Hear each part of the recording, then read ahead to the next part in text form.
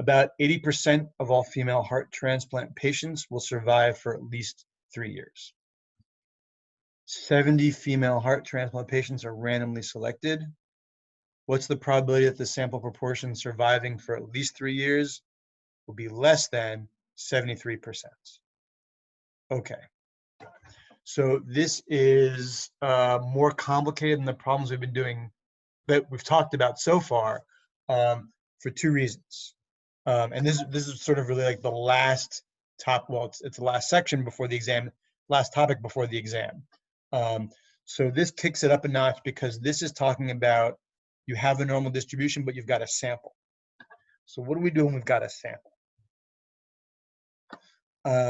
So I need to sort of explain that in a little bit in order to make the explanation for this make sense. Okay, so first of all, and also we're talking about the distribution not for numerical data values, but for proportions. So it's super important to recognize that talking about saying 80% of female heart transplant patients, that means that we're talking about proportions. So that tells you that, first of all, this question is about proportions. Second of all, 80% of female heart transplant patients will survive for at least 3 years. So that tells you that P, let me write this out. So population proportion P equals 80%, which as a decimal is just 0.80. Okay, so that's the first thing.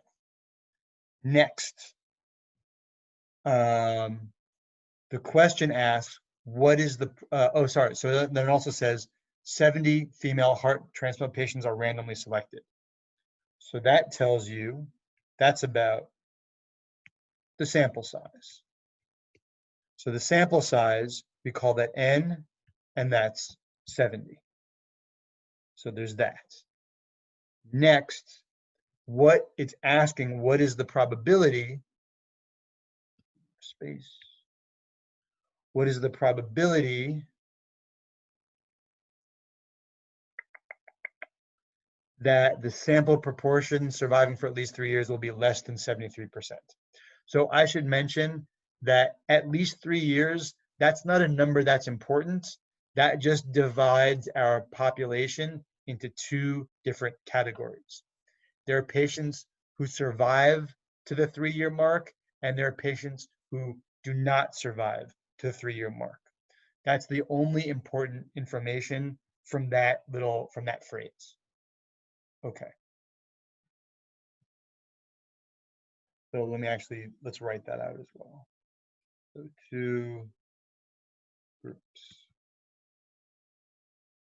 Do or do not survive to 3 years. Okay. And then we're taking the ones who do survive to 3 years. That's our proportion P equals 0.8. Okay. So coming back to this. Okay. So next, the question is, we've taken a sample. What can we say about the proportion of that sample? So notation, P hat represents the sample proportion. So that means that the question is, what is the probability that P hat, and what did it say? Less than 73%. So less than, and 73%, I'll write as a decimal, 0.73. Okay.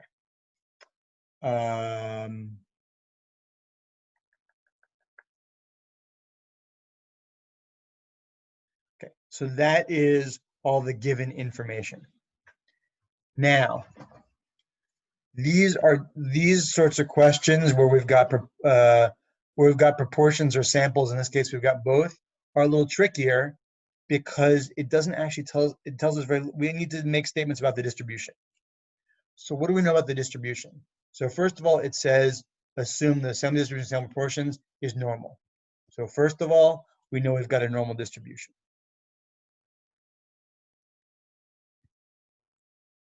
So the distribution, first of all, it's normal. Second of all, we want to know what the mean is. So the mean, it tells you, okay, the mean of the sample proportion is equal to the population proportion.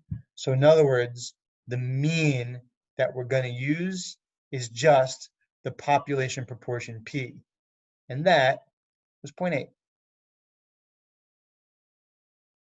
And then finally, we need to know what is the standard deviation. So the standard deviation that we're going to use is this thing. Square root of P. I don't like when they use Q. It's just 1 minus P. So that's so Q is just 1 minus P. Anytime you see Q in these contexts, it's just 1 minus P. So it's P, 1 minus P over N, and then square root of all that. So we now actually need to go ahead and calculate that. So I'm going to punch all that stuff in. So I need to know what is the square root of, and so I like to use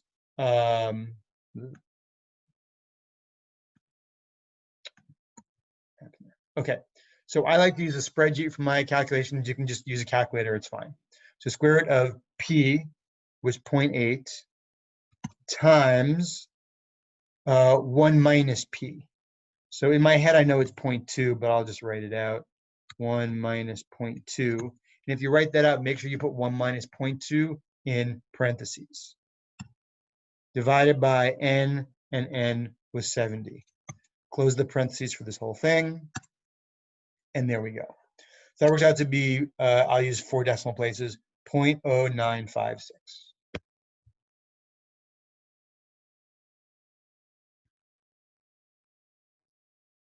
So there's the standard deviation. Okay. Now, in order to keep the notation consistent, actually, I'll come back to that in a second. So we now know, what the mean is, and the standard deviation, in this case, is something you actually had to calculate, but we figured out what it is. So now we can make our picture.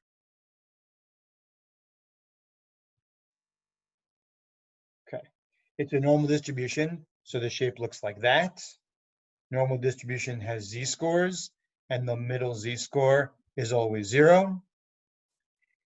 And next, we have our data values, but in this case, the data values are not x. X represents data values when your data values are a bunch of numbers.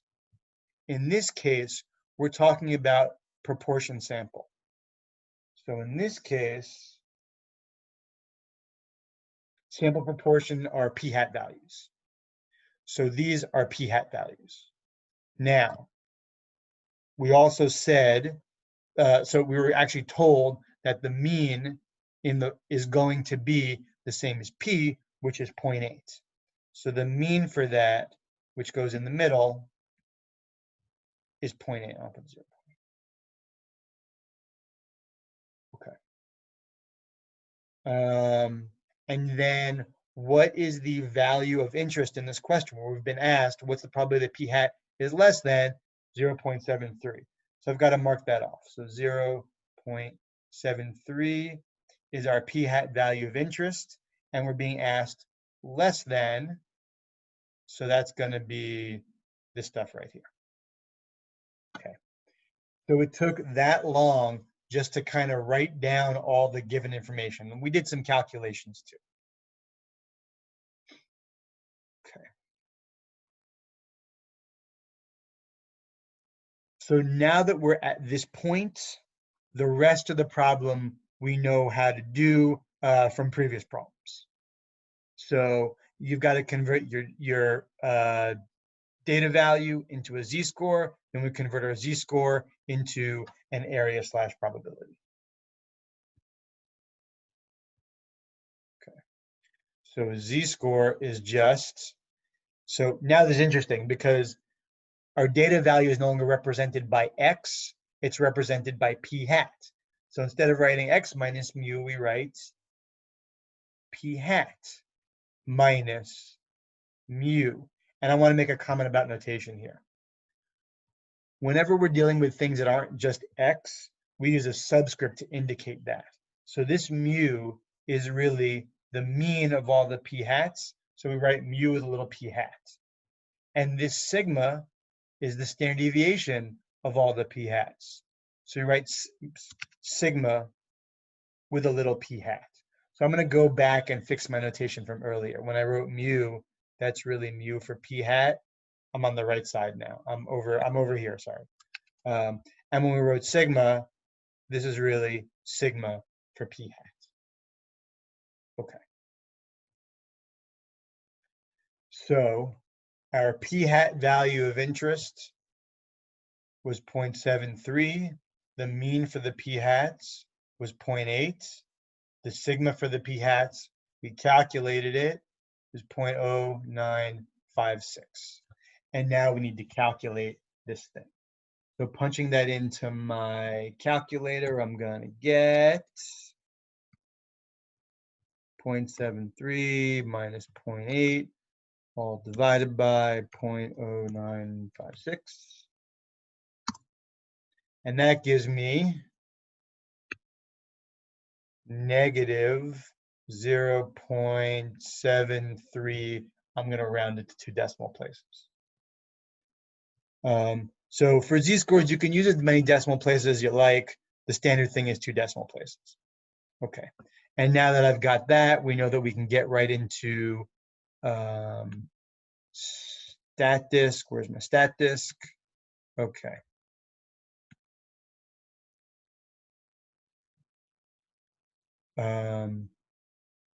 So let me just do a full screen share for 1 second.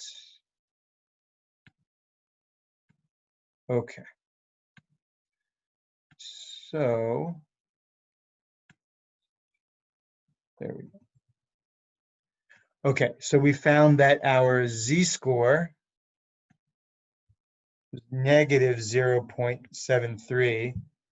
Wow, coincidentally, it's the same number as the p hat, which is really weird.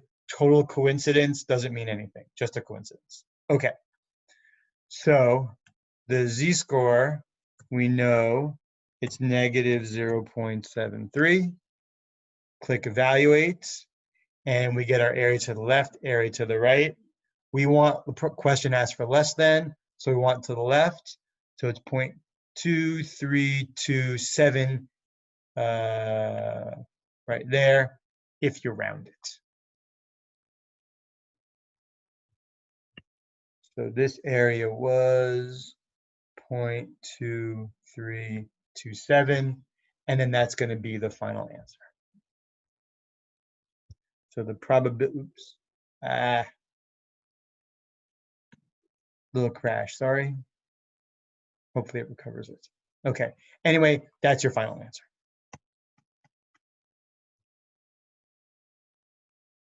Okay. All right.